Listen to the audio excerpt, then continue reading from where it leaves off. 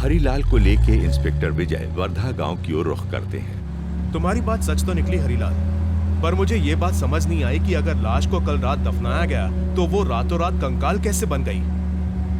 हुजूर, मैंने उस लड़की से जो कुछ भी सुना सब आपको बता दिया। अब इस कंकाल का राज तो वो लड़की ही जानती होगी। चलो देखते हैं आखिर इन सब का क्या कनेक्शन है वर्धा में। कुछ ही देर में इंस्पेक्टर विजय के साथ हरीलाल जमींदार किशन चंद के घर आ पहुंचे। तुम्हारी ये बात भी सच निकली, इस गांव के जमींदार का नाम किशन चंद है। जल्द ही जमींदार किशन चंद उनसे मिलने आया। जी कहिए इंस्पेक्टर साहब, क्या सेवा कर सकता हूं मैं आपकी? प्रणाम। हमें आपकी पत्नी ज्योति जी से एक केस के सिलसिले में कुछ पूछताछ करनी है। हरीलाल के मुताबिक उन्होंने कल रात एक खून होते हुए देखा जब वो गांव से गुजर रही थी। किशन चंद सकपकाते हुए, ये क्या कह रहे हैं इंस्पेक्टर साहब? मेरी पत्नी का नाम ज्योति नहीं गीता है और मैं इन्हें जानता तक नहीं हूं। इनका तो यही कहना है। हरीलाल की कही हुई जगह से नर कंकाल बरामद हुआ है और आपको बिना जाने इन्होंने आपका और आपके गांव का नाम एकदम सही कैसे बताया होगा? मेरी तो कुछ समझ में नहीं आ रहा साहब। रुकिए, मैं आपको अपनी पत्नी से मिलवाता हूं। किशन चंद ने अपनी पत्नी को आवाज दी। कुछ समय बाद अंदर से एक औरत निकल के आई। नहीं, ये वो महिला नहीं है। देखा आपने? आपको जरूर कोई गलत फहमी हुई है। ये सच कह रहे हैं इंस्पेक्टर साहब। कल रात क्या, मैं तो कभी भी कहीं अकेले नहीं जाती हूँ। किशन चंद की पत्नी की बात सुनते ही हरीलाल और विजय सकते में आ जाते हैं। अगर आपको अब भी यकीन नहीं आ रहा तो आप मेरे बारे में गांव वालों से पूछ लीजिए। वो तो हम पूछ ही लेंगे किशन चंद जी। हमारी शादी 2 साल पहले ही हुई है। ये देखिए हमारी शादी की फोटो। जरूर हरीलाल को कोई धोखा हुआ है। नहीं नहीं, मुझे कोई धोखा नहीं हुआ है। कल रात हुई हर एक बात मुझे अच्छे से याद है। और फिर मेरी बताई जगह पे से वो कंकाल कैसे निकला? मैं तो इनसे कभी मिला भी नहीं, फिर मैंने इनका नाम और पता कैसे जान लिया? इंस्पेक्टर विजय ध्यान से दोनों पक्षों की बात सुन अचानक उठ खड़े हुए। ये गुत्थी जल्दी ही सुलझानी पड़ेगी। किशन चंद जी, जब भी हम आपको पूछताछ के लिए थाने बुलाएं, आपको आना पड़ेगा। किशन चंद और उनकी पत्नी गीता आश्चर्य से उनको जाते हुए देख रहे थे। वर्धा गांव से वापसी के रास्ते पे इंस्पेक्टर विजय को एक नई खबर मिलती है और वो तुरंत अपने पुलिस थाने की ओर रुख करते हैं। क्या बात है साठे? सर, उस कंकाल की फॉरेंसिक रिपोर्ट आ गई है। ये रही फाइल। फाइल को पढ़ते वक्त एकदम से इंस्पेक्टर विजय अचंभित हो जाते हैं। ये कैसे हो सकता है? क्या बात है सर? क्या लिखा है रिपोर्ट में? उस औरत ने जैसे बताया था बिल्कुल वैसे ही इस आदमी को मारा गया है।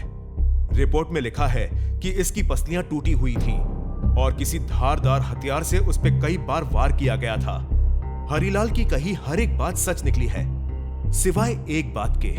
वो कौन सी बात है सर? वो ये है कि इस व्यक्ति की मौत कल नहीं बल्कि 2 साल पहले हुई थी। रिपोर्ट में यह कंकाल 2 से 3 साल पुराना बताया गया है।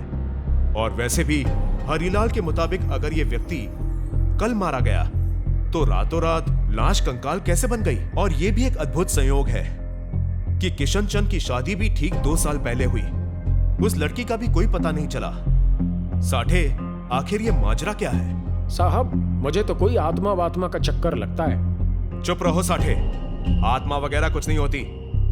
मुझे इसमें किसी गहरे षड्यंत्र की बू आ रही है। तुम उस पटवारी किशन चंद की पूरी कुंडली निकलवाओ। जरा गांव वालों से जाके पता करो उसके बारे में। साठे और इंस्पेक्टर विजय किशन चंद के बारे में बाकी की बातें पता करवाने में व्यस्त हो गए थे। तभी अचानक टेबल पर रखे फोन की घंटी बजी। हेलो, समस्तीपुर थाना, इंस्पेक्टर विजय स्पीकिंग। हेलो, मैं फोरेंसिक लैब से डॉक्टर चौहान बोल रहा हूँ। हमने आपको जो रिपोर्ट भेजी थी उसमें एक नई इंफॉर्मेशन निकल के आई है। जी डॉक्टर, बताइए।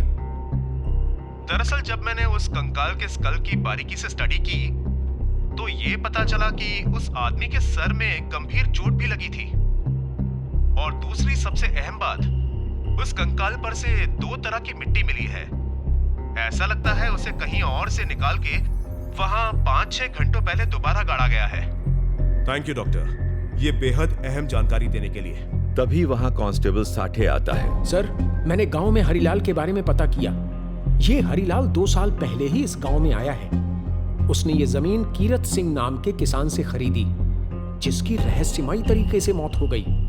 बाद में उसकी पत्नी से खेती संभली नहीं तो वो अपने भाई भजन सिंह की सहायता से हरिलाल को खेत बेच के चली गई। मगर सर, एक और बात है, कुछ लोगों का मानना है कि कीरत सिंह पे किसी ऊपरी हवा का साया था। मरने के कुछ महीने पहले से वो अजीबोगरीब हरकतें करने लगा था। कभी लोगों के बीच बैठे वो जोर जोर से चीखने लगता और दूर भाग जाता था। नहीं, कोई बचाओ मुझे। कीरत सिंह को लगता था उस जमीन पे किसी बुरी नजर का साया है। उसे शराब की बहुत बुरी लत थी, इसलिए कोई उसकी बातों पर विश्वास नहीं करता था। हालांकि कुछ लोगों का मानना है कि उसने खेत से लगे हुए तालाब में कूदकर आत्महत्या की थी। साहब, मैंने आपसे बोला था ना, ये जरूर किसी आत्मा का चक्कर है। What nonsense! मैं आत्मा जैसे किसी चीज पे यकीन नहीं रखता। तुम सही तरह से इन्वेस्टिगेशन करो और हाँ, मुझे कीरत सिंह की फाइल चाहिए। बस एक बार इस ज्योति का पता पड़ जाए, सारे सवालों के जवाब मिल जाएंगे। क्या हरिलाल के खेत में सच में किसी ऊपरी हवा का साया था? कहानी जारी रहेगी।